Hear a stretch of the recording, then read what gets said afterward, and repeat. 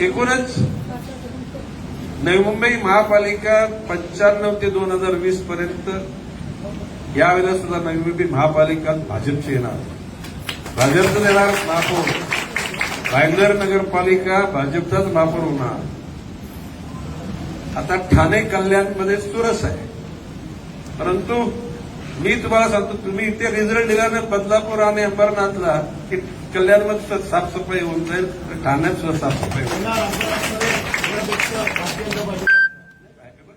असण्यासाठी करायला लागतं, मनात असणं ते नुसतं मनात ठेवून जमत नाही, त्याच्यासाठी प्रयत्नाची पराकाष्ठा करा. मगाशी नाना सुरेश सांगितल्याप्रमाणे कुठलीही कमतरता तिथे राहता का.